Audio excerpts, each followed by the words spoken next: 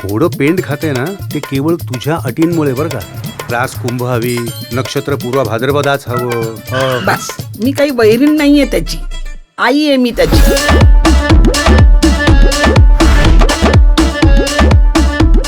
कुंभ राशीच्या आणि तृतीय योग असलेल्या मुलीशी लग्न झालं ना तर माझ्या जितूचा भाग्योदय होणार आहे. मला ना कवळी लागाच्या वयात हळद लागेल बहुतेक. होईल रे, प्रत्येकाच्या नशिबात त्याची त्याची भाग्यलक्ष्मी लिहिलेली असते.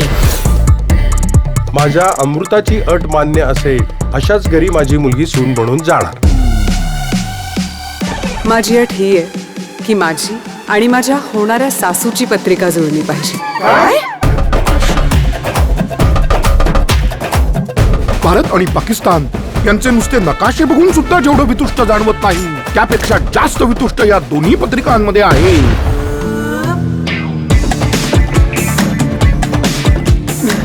मला काय माहिती यार तिची एवढी जगा वेगळी अट असेल. आपण डायरेक्ट गेलं तर चालतं ना स्थळ पाहिले. ही अशी टापाटापी करण्यामध्ये काय मतलब आहे.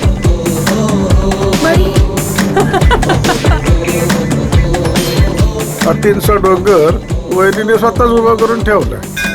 हा डोंगर पोखरून बिन लग्नाचा चित्तच सापडणार.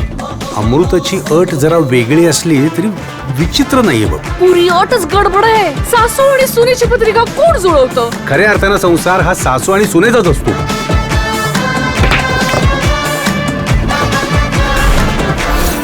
ताई मला सांग, कोण ऍक्सेप्ट करेल ग तुझी अशी अतरंगी अट? असेलच ना कोणीतरी जिला मी काय म्हणते ते कळेल. अहो काय तुम्ही बी काकू.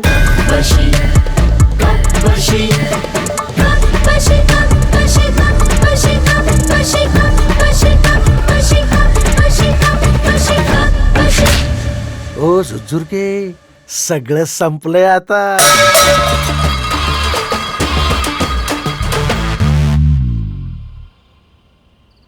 सासू सुनेचं नातं हे कपबशी सारखं असतं. सून कप तर सासू बशी.